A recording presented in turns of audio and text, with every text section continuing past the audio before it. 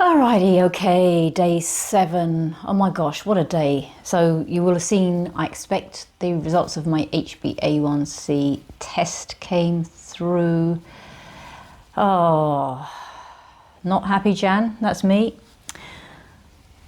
Anyway, onwards and upwards. I cannot let this get me down. I know what I have to do. I have to lose the visceral fat around my waist and I have to go and get retested.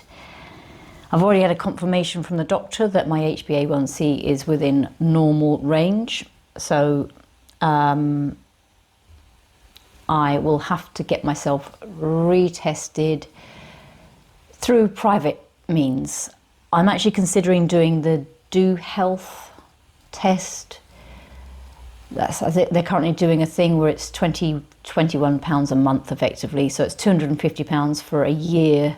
They do a full suite of tests and the first time, and then they'll do, I think, 2 more tests throughout the year just to see if you've improved. So I figure if I sign up fairly soon and get it for that fairly low price, I can maybe delay getting tested, ideally for a month, and then can get 2 more subsequent tests. I'm thinking it might well be worth it because my lipids also came back, and I'll talk about those in another video. But yeah, there's work to do.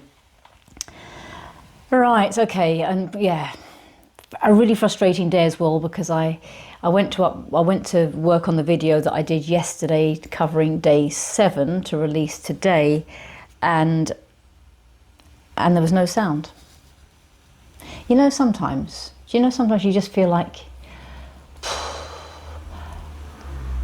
yeah, so I'm feeling quite flat despite the fact that I am blown away by the number of you that have subscribed to my channel this last few days. You have no idea how much that means to me. So thank you. I really, really, from the bottom of my heart, appreciate it.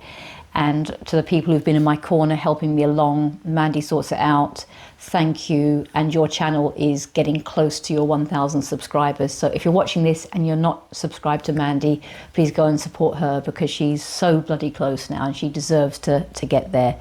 She's got the watch hours, she just needs the people. Right, that's my first thing. And to John talks about thank you, and to Ben at Discipline Drive, thank you. I am following along now with your Tai Chi moves every day to get myself back into the healthy zone. Right, okay. And if you haven't seen my HbA1c results, go and watch them. It's depressing. Right, okay, day 7. Day 7, I had a fasting blood test in the morning. So I got up, put the kettle on, started to make a cup of coffee, and then realised, uh-oh, no coffee. I mean, that wasn't a good start for the day, was it? Anyway, I decided to make a bit of a day of it. I walked to the test centre. It was 3/4 of a mile away, I'm guessing. It took me about 22 minutes. Google Maps said it would take me 35, so I hot-footed it there because I like to. I got there within 10 minutes of my test, I reckon, checked in. There were 2 other patients waiting, and it turns out they'd been waiting for about 45 minutes at least. But, they don't even appear on the list of the phlebotomists until they're within 10 minutes of their appointment. How on earth does that make sense? I just don't get it. 2 phlebotomists sitting there with nothing to do, no patients to see, and patients waiting. Yeah, it's all about saving somebody's time, but clearly not us, because we don't matter. We're just the patients that pay through our taxes. Sorry, I ranted already today. I don't rant normally, but my goodness, I'm in a bad mood. And I'm probably in a bad mood because I had to pause my HRT for 4 or 5 days to get a pap smear done. Apparently you can't get a pap smear done when you've had HRT that day or the previous few days. So yes, I had a pap smear done, and yeah, anyway, that's probably more information than you need. Right, day 7, it was fasting blood test. Blood test was at 8:40, Had the test, I was in and out within a few minutes. The phlebotomist was very efficient, completely lacking in warmth, was polite at best. 3 vials, very quick, needle in the arm straight away.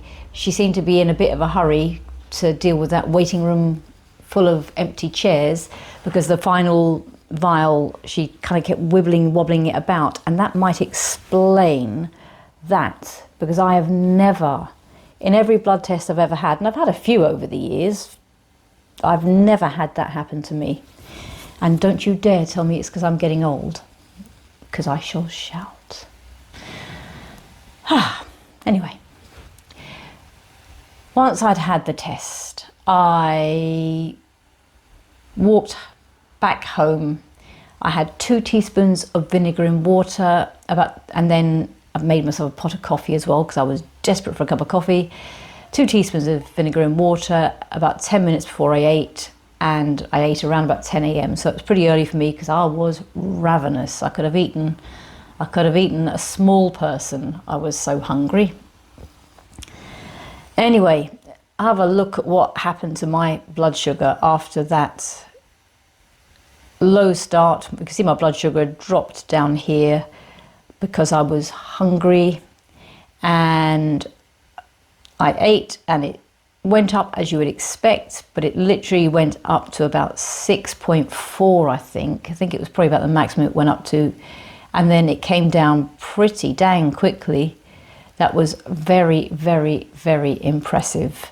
So I was super happy with that. And then I kind of was in here doing YouTube-y things throughout the day, and you know, the usual ups and downs, probably a few cups of coffee, bits and pieces. And I then had a very light supper, and I keep saying I don't normally eat so little, but yeah, I ate very little. So I think there's some cheese and some tomatoes and a little bit of salad, but I just didn't get around to eating until late, and I was hungry, but I was busy. So you can see what happened to my blood sugar. It didn't do very much at all. So that was day 7. I will check back in with you tomorrow for day 8, and let's see what exciting things we have in store for there. All right, thank you so much, and thanks for listening to me whinging and whining. But once again, my gratitude to all of you who've subscribed and who are helping me to get this channel off the ground. All right, I will speak to you soon. Thanks ever so much. Take care. Bye.